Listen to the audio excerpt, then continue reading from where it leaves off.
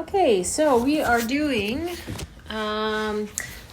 solving rational equations. This is the fourth lesson that you'll be getting because the adding and subtracting rational equations was a two-parter, but we stuck it together for one. So, solving rational equations. Now, we're just going to think about how we solve equations. We want to just kind of remember our procedures for doing that. To solve any equations, you have to isolate the variable by reversing the steps of operation. So let's think about not with a rational equation, but with just normal equations, how we might do that. So looking at our first one here, we have 3x plus 2 equals 5. So we want to isolate the variable. The variable is x. So what we would do is we reverse the steps of operation. So here we've added 2, so 3x plus 2. If we want to remove that 2, we're going to subtract 2 from both sides.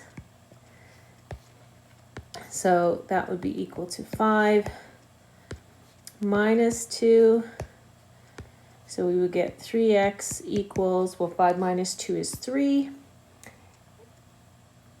And then the opposite of multiplying, we are multiplying x by 3, is dividing by 3.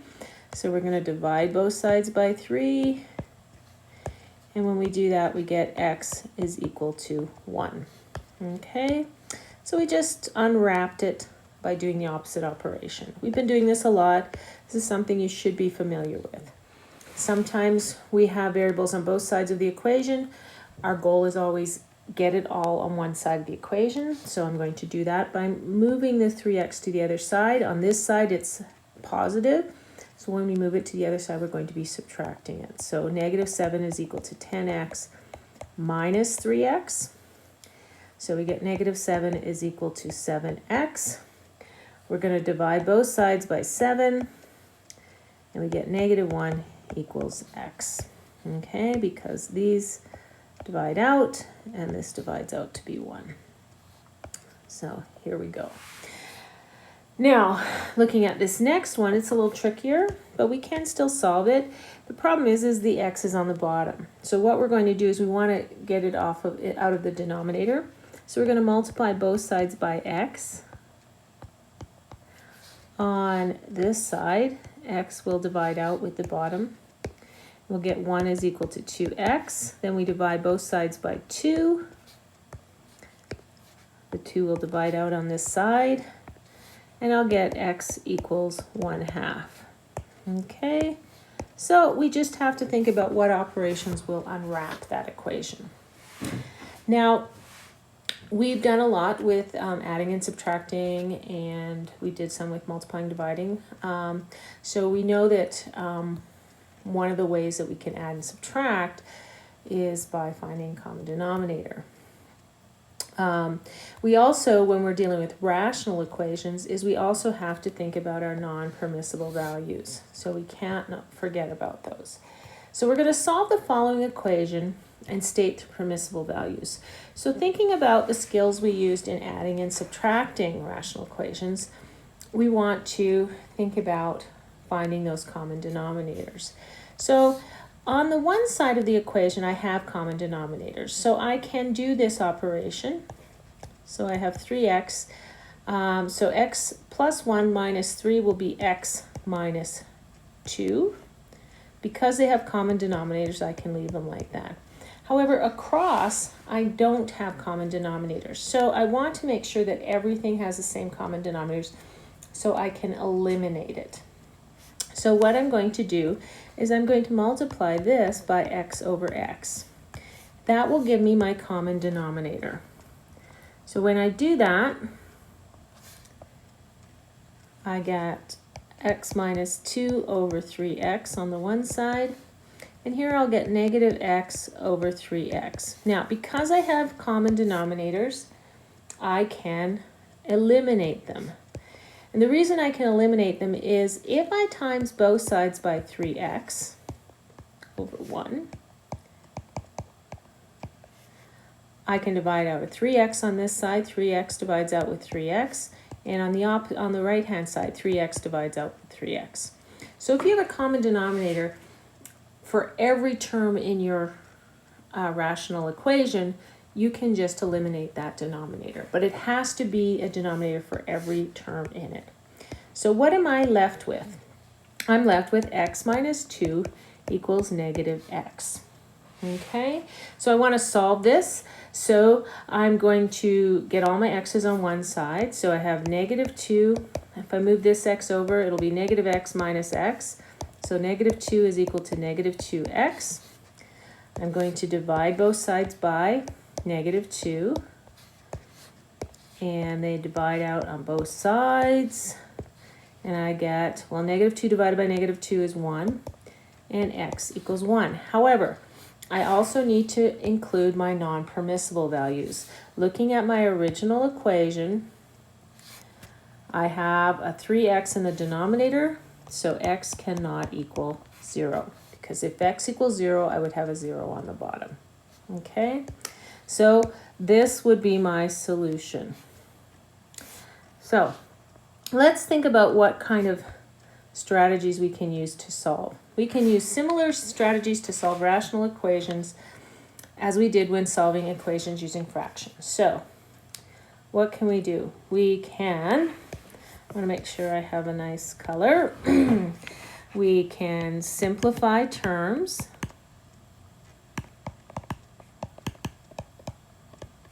If possible, by factoring. So you can factor out greatest common factors. You want to make things as simple as possible. That will help you with your solutions. You can multiply each term by the lowest common multiple of all the denominators to cancel out your denominators. So you're going to multiply terms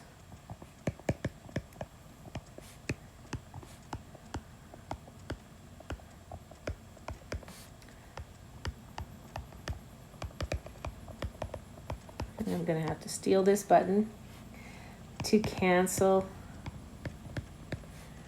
out the denominators.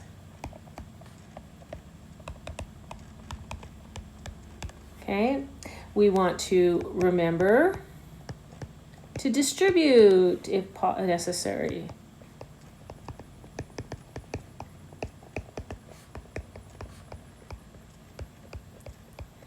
Because sometimes you will have binomials in a bracket and you have to distribute.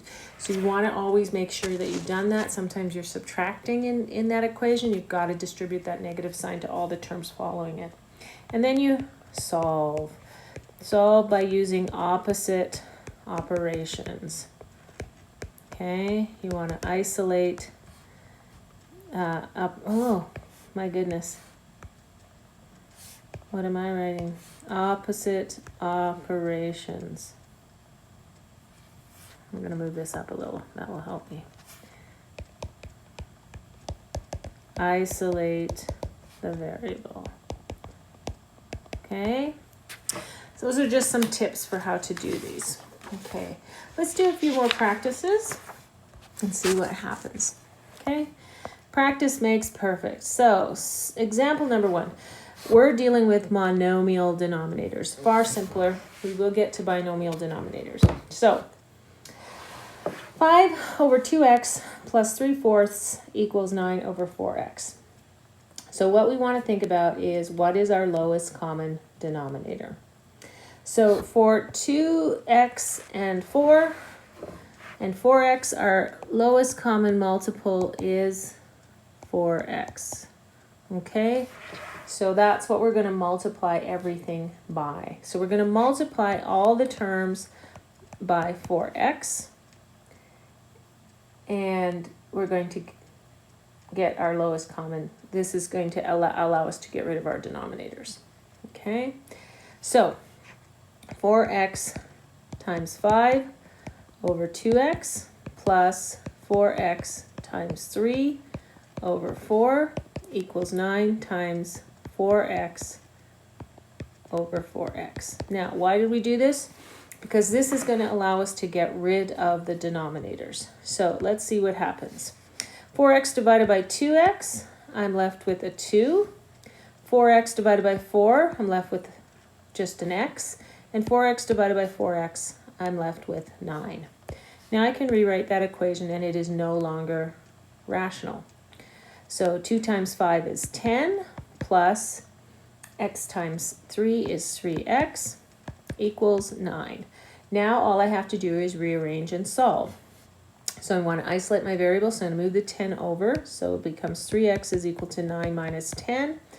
So 3x is equal to negative 1. I divide both sides by 3. So x is negative 1 over 3. And I have to look at my non-permissible values. X is not equal to 0, because when we look at our denominators, that would be our limiting factor. Okay, and that would be our solution. So, what was the steps? Find the lowest common multiple of your denominator, multiply each of the terms by that, and allow it to cancel out. Okay, now another look. Now let's do this one. So, my lowest common multiple for x and x squared is x squared. So I'm going to multiply everything by x squared. So let's see what happens. So I've got x squared times 1 over x plus 3 times x squared is equal to 4 over x squared times x squared. When we divide out, one of these x's will divide out. This stays the same. This all divides out. So I can rewrite my expression. So here I have x and 1, so x plus 3x squared is equal to 4. Now, looking at this one, it's a quadratic. So I'm going to move everything to one side and factor to solve. Okay, so I move the 4 over, so x, well, let's put it in order. 3x squared plus x, move the 4 over, it becomes minus 4 equals 0. Now I have to factor, okay? So if I factor this, I'm probably going to use decomposition. So taking a look at that, 3 times 4, so two numbers that multiply to give me negative 12 and add up to 1. So that would be positive 4 and negative 3. So 3x squared minus 3x plus 4x minus 4 equals 0. So this is remembering our simple decomposition. Remember, we've just broken this middle x into those. Then I'm going to do some grouping and I'm going to factor. So here I will get 3x is a common factor of both of these, and I'll get x minus 1. And I can take a 4 out of both of these and get x minus 1. So x minus 1 is our common factor. So I get 3x plus 4 times x minus 1 equals 0. So from here, x is equal to negative 4 over 3. That's from this one, the first one, and 1. And looking at our original question for our non-permissible values, x cannot equal 0. So let's just put a box around that because that's the solution. Okay. So the page is stuck. Alrighty. So hopefully that makes sense. We can see the whole thing there. If you want to kind of see how we did that. Okay, now I did say it was going to go a little trickier. Solving rational equations with binomial denominators. Sometimes we don't have something as simple as a monomial, and we have to think about our lowest common multiples.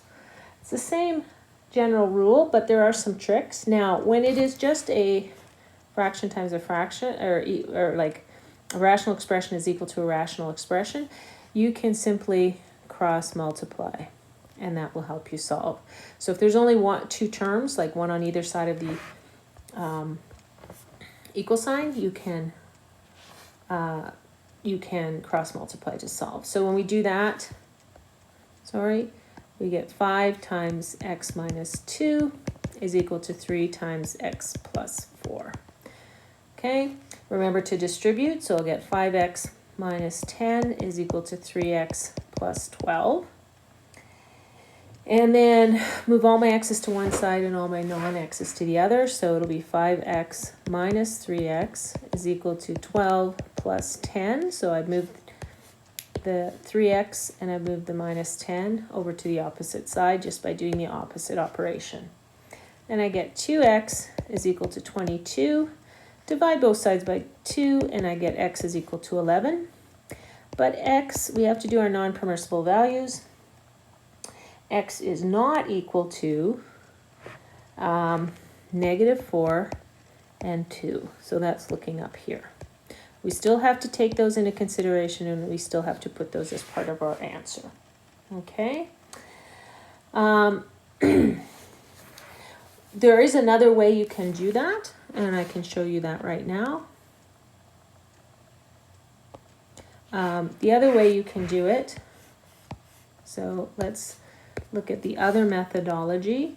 If I have, so my question was 5 over x plus 4 is equal to 3 over x minus 2. If I think about my LCM is x plus 4 times x minus 2. So if I multiply everything by that, what I'm going to get is here x plus 4 times x minus 2 times 5 on this side, and I have my x plus 4 is equal to, and again I multiply both of these binomials times it. Now what happens is, voila, thinking about our factoring out, we did our multiplying and dividing, x plus 4 and x plus 4 is on the top and bottom here, so they cancel out, and x minus 2 and x minus 2 are on the top and the bottom, so they cancel out. So if you look, that gives us that first statement that we started with. This is exactly, if you look, this will be 5 times x minus 2 is equal to 3 times x plus 4. And that is the same as what we have there. So we're just taking a shortcut because that is kind of how we're going to get to that point. We are actually technically doing all that. We're just not writing it down because we're being nice, lazy mathematicians. Okay, so let's look at this next one. Because this one, it makes sense to do a little bit of that. Let's factor. So we have 3x plus 1 over, well, this is a difference of squares, so it's x minus 1 times x plus 1 equals negative x times x plus 1. So our common denominator is really x minus 1 times x plus 1. So I can cross multiply, and I'm going to do that. And then it's going to nicely divide out. So when I do that, I get 3x plus 1 times x plus 1 all over x minus 1. Oh, no, this goes away. That's the whole point of our cross multiplying, right? Sorry. Is equal to, and here I'll have negative x times x minus 1 times x plus 1. Now, I have two similar things on both sides. I can divide them out. So x plus 1 and x plus 1 can divide out of both sides. And that leaves me with 3x plus 1 is equal to negative x minus 1. So I want to distribute this, and I'm going to solve. So I get 3x plus 1 is equal to negative x squared plus x. Now I have a quadratic, so I'm going to move it all over to one side and factor. So I move this over, it becomes x squared because it was negative on this side. Plus 3x, I move this x over, it becomes minus x plus 1 equals 0. So x squared plus 2x plus 1 equals 0. I'm going to factor this. I get x plus 1 times x plus 1. Two numbers that multiply to give me positive 1 and add up to plus 2. So x is equal to 1. But what? Let's look at our non-permissible values. X cannot, if we go up to here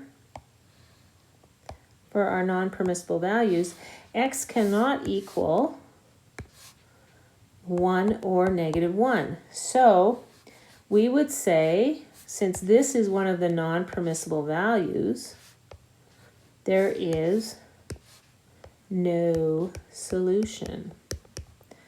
Okay?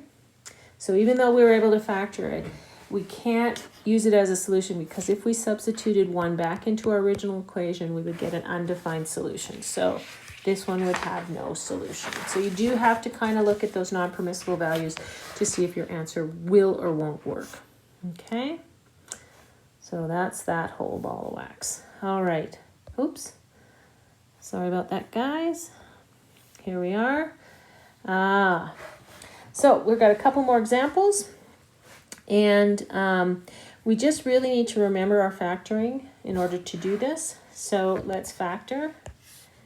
So I have x over x minus 3 is equal to negative 6 over, if I factor this, I'm going to get x minus 3 over x minus 5. Now, here's the thing.